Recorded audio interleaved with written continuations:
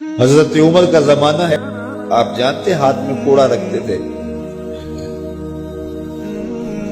تو آپ جا رہے تھے، ایک شرابی تھا، ہاتھ میں اس نے بوتل شراب کی پکڑی تھی، گلی کا موڑ کاٹا اس نے تو آگے حضرت عمر نظر آئے۔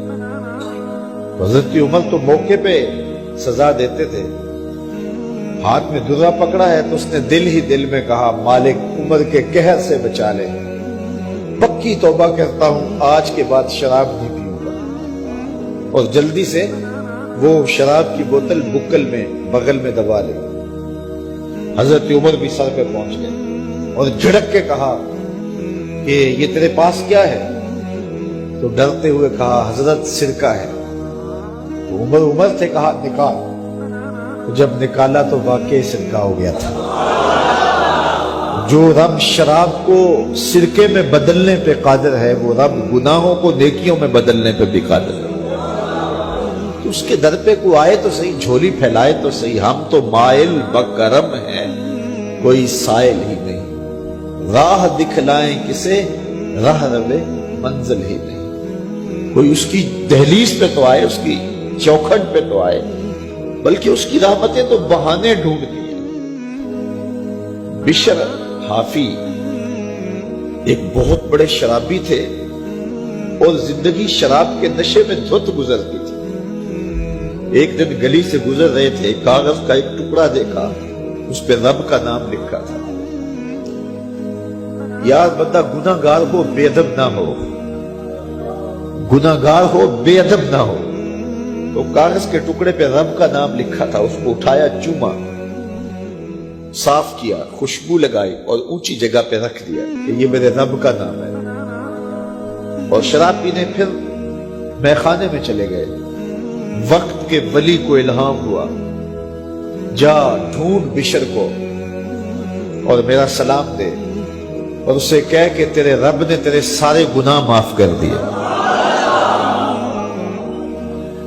نکلا، پوچھا بشر کون ہے؟ لوگوں نے کہا وہ تو بہت بڑا شرابی ہے۔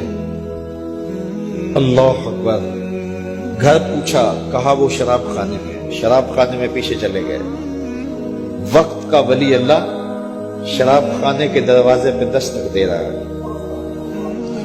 اندر سے آواز آئی، کون؟ نام بتایا، کہا میں بشر کو ملنا چاہتا ہوں۔ کہا وہ تو نشے میں دھت پڑا ہے۔ ساقی میخانہ نے کہا کہ وہ تو نشے میں دھت پڑا ہے، کہا اسے ملنے آیا ہوں۔ اس نے جا کے کہا کہ باہر تیرا کوئی مہمان ہے۔ تو بشر نشے میں ہی ڈولتا ہوا ننگے پاؤں دروازے پہ آیا۔ اللہ کا ولی کھڑا تھا، کہا کہ تیرے رب نے تجھے سلام بھیجا ہے، تو نے اس کے نام کی قدر کی تھی اور اس نے تیرے سارے گناہ معاف کر دیے۔ بشر حافی ننگے پاؤں تھے، اس وقت نشے میں تھے۔ نشہ شراب کا تھا، لیکن رب کا سلام آیا تو یہ نشہ اس سے بھی اوپر تھا۔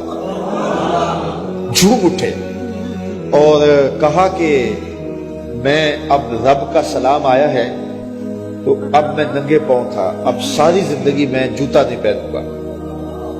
عربی میں حافی ننگے پاؤں والے کو کہتے ہیں، تو بشر حافی کو بشر حافی اس لیے کہتے ہیں کہ وہ ساری زندگی پھر برہنہ پا رہے، انہوں نے کبھی بھی جوتا نہیں پہنا تھا، زندگی بدل گئی، لیکن پاؤں میں جوتے نہیں پہنتے تھے کہ میرے رب کا سندیشہ جب میرے نام آیا تھا، میری جب تقدیر بدلی تھی، میرے رب نے جب مجھے محبت نامہ بھیجا تھا، مجھے سلام بھیجا تھا، پیغام بھیجا تھا، تو میرے پاؤں میں جوتا نہیں تھا۔ تو بشر حافی جوتا نہیں پہنتے تھے، تو رب نے کرم یہ کیا کہ بشر حافی نے گھر سے مسجد میں جانے کے لیے جو راستہ اختیار کرنا ہوتا تھا، اس راستے پر جانور گوبر نہیں کیا کرتے تھے، جانور نیت نہیں کیا کرتے تھے۔ یہ بشر حافی کی گزرگاہ ہے۔ ایک دن ایک شخص آیا تو جس راستے سے بشر حافی گزرتے تھے تو وہاں کسی جانور کا گوبر پڑا ہوا تھا، تو اس نے بلند آواز سے کہا ایھا الناس، لوگوں سن لو، بشر حافی انتقال کر گئے۔ لوگوں نے کہا تمہیں کس نے بتایا ہے؟ کہا یہ گوبر پڑا ہوا ہے، اس کا مطلب ہے کہ آج بشر حافی اس گلی سے نہیں گزریں گے۔ تو جب پتہ کیا گیا تو حضرت بشر حافی کا واقعہ انتقال ہو گیا. کوئی سچی توبہ کرے تو صحیح, کوئی اس کی دہلیز تو آئے تو صحیح.